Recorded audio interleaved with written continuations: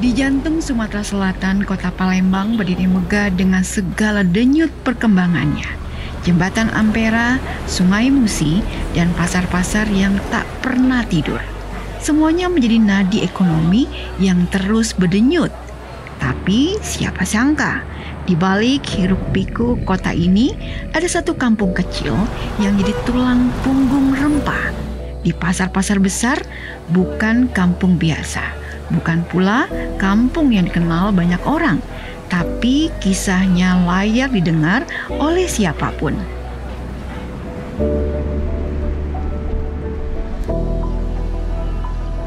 Di sebuah sudut kecil di Kabupaten Banyuasin, Sumatera Selatan, tersembunyi sebuah kisah, bukan tentang keajaiban, tapi tentang ketekunan.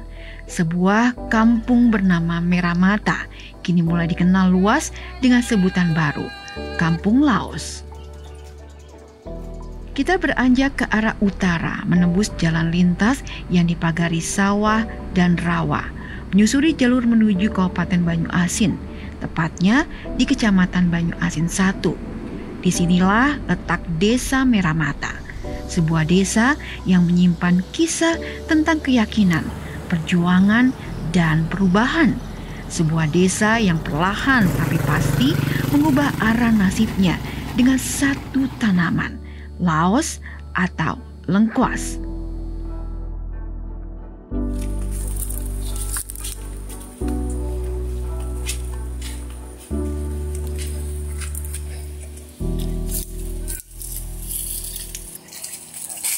Namanya Paidin, seorang petani biasa.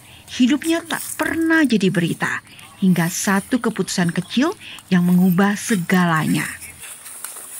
Seorang petani sederhana yang pernah dianggap aneh karena menanam sesuatu yang tak lazim.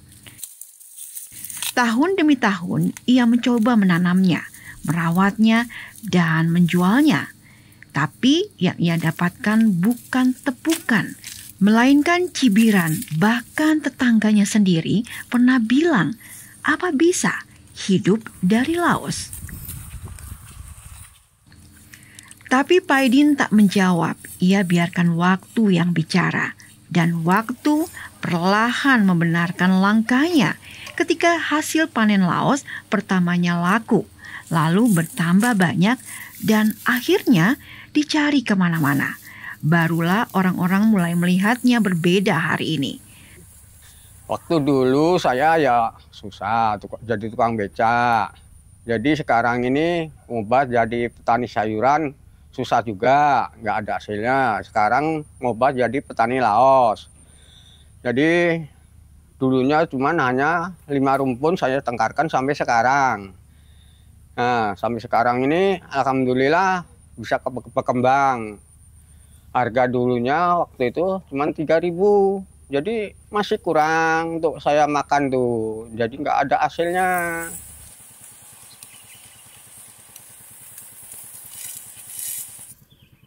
Petani berusia 71 tahun ini bukan hanya seorang petani. Ia simbol dari keberanian untuk percaya, bahkan saat semua orang meragukan.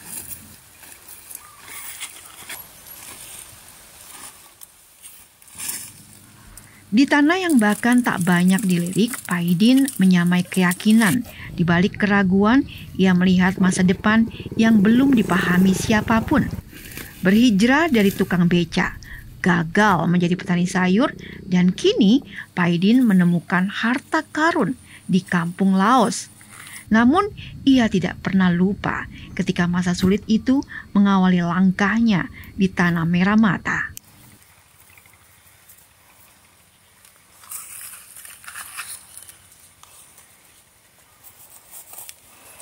Tanaman yang dulu dianggap tak bernilai perlahan mulai menunjukkan hasil.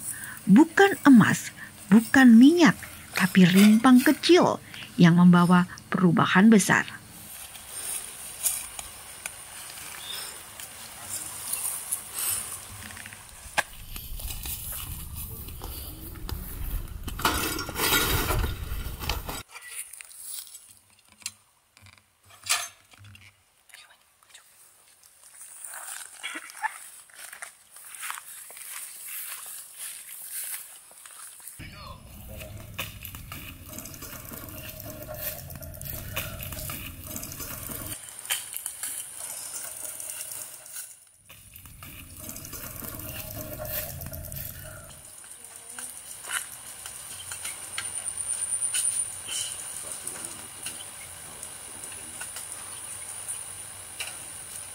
Saya susah-susahnya nanam laos dulu waktu itu.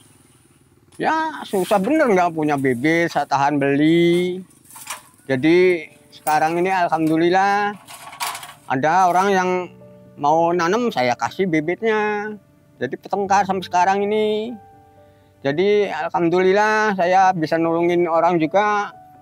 Ada orang yang mau nanam, saya kasih bibitnya. Harga laos agak lumayan. Dulunya harga laos 3.000 pun kadang-kadang tidak dibayar, Bu. Susah sampai sekarang ini. Ada yang sampai meninggal orangnya tuh, nggak dibayar. Jadi saya ini rasa kasihan yang beli itu, nggak dibayar, kadang-kadang susah bener, anaknya banyak yang beli itu.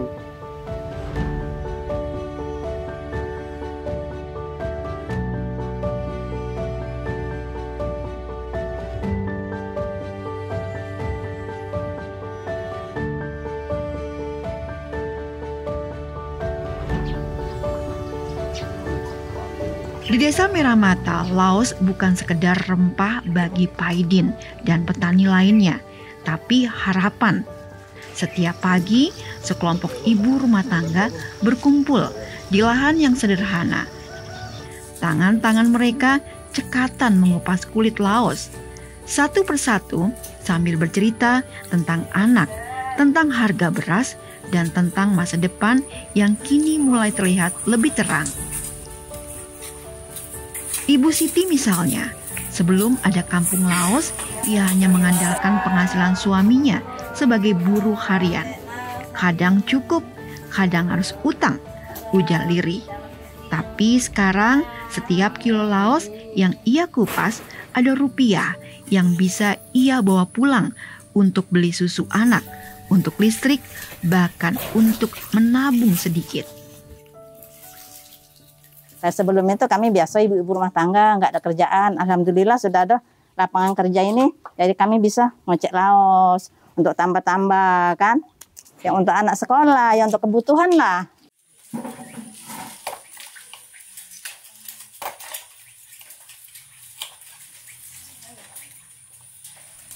Dari satu kebun Paidin tumbuh puluhan kebun baru, tapi yang paling tumbuh adalah harapan para ibu.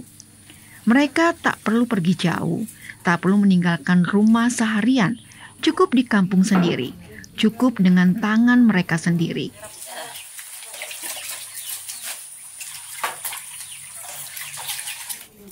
Tidak besar, Bu, ini kocek laos ini cuma 1.000 sekilonya, Bu. Alhamdulillah bisa untuk bantu-bantu kebutuhan rumah tangga kan, untuk jajan anak, untuk segala macam lah. Laosnya banyak atau besar-besar tuh bisa mencapai 30, selawe. Kalau udah itu, laos jelek itu ya kadang 15 kilo, Bu. Nah, itulah suka dukanya kami tukang kocek laos ini, Bu.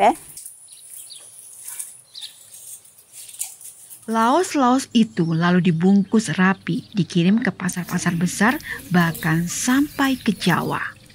Dan di balik aroma tajam laos itu tersimpan cerita perjuangan perempuan. Perempuan yang dulu diam di dapur, kini ikut menggerakkan roda ekonomi desa. Mereka bukan hanya pengupas rempah, mereka adalah penjaga masa depan. Meramata tak lagi sunyi, ia berdenyut di tangan-tangan para ibu. Ini bukan sekedar perubahan ekonomi, ini soal martabat, tentang bagaimana sebuah desa mulai percaya bahwa mereka bisa hidup dari tanah sendiri.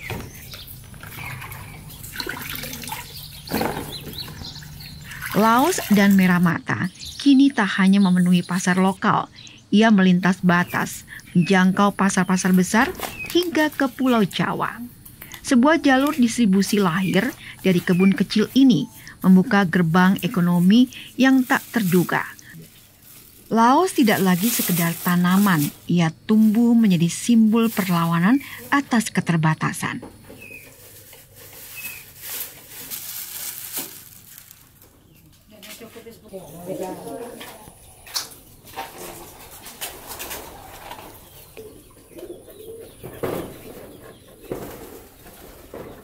Nah, alhamdulillahnya ini tadi sudah banyak anggota kami di sini.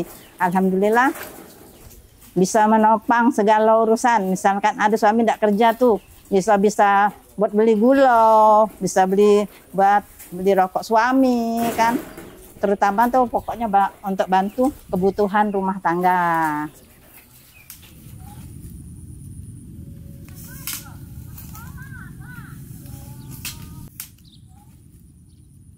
Kampung Laos ini sebenarnya sudah lama terbentuk, dan juga sudah ada petani di Kampung Laos ini, tapi memang dulu kurang terorganisir karena memang para petani areal di Kampung Laos ini memang situasi dan kondisi alam satu, dan juga tekstur tanah memang agak sulit untuk pertanian padi, sedangkan Desa Merah Mata ini hampir 50% itu pertanian padi. Dan satu titik di wilayah Desa Merah Mata ini memang agak sulit untuk menanam padi, dan saat itu petani memodifikasi tanaman, dan alhamdulillah yang dipilih Laos. Identitas baru tak dibentuk dari slogan, ia tumbuh dari tanah, dari peluh, dari kegigihan orang-orang kecil yang menolak menyerah, dan warga mulai mengikuti jejak Paidin. Lahan kosong dijadikan lahan Laos. Setiap musim panas, kampung ini seperti berganti wajah.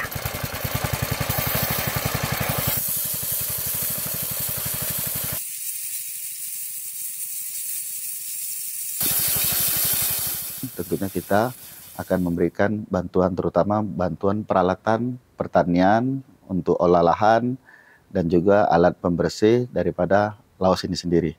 Dan memang secara jujur kita sampaikan belum maksimal bantuan yang dimaksud, yang diharapkan masyarakat.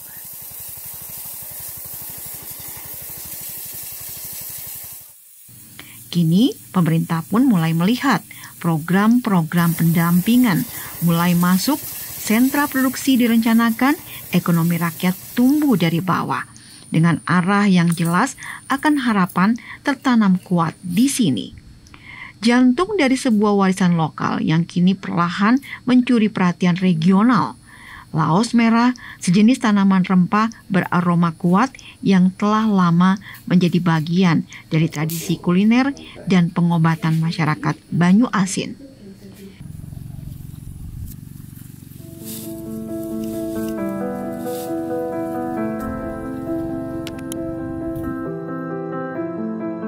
Delegasi 3 negara pun tidak datang tanpa alasan.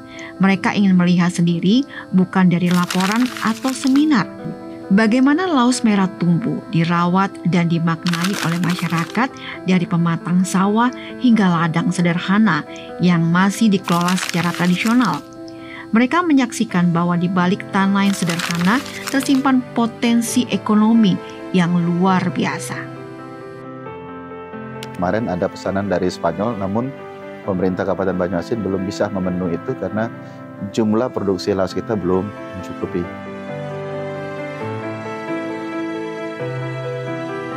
Karena di tanah inilah kearifan lokal bukan sekedar kenangan, tapi masa depan. Dan ini bukan hanya soal tanam dan jual, tapi tentang bagaimana masyarakat bisa berdiri di atas kaki sendiri. Kampung Laos adalah cerita kecil dari sudut Sumatera Selatan. Tapi seperti semua cerita besar, dimulai dari satu hal sederhana, yakni keyakinan.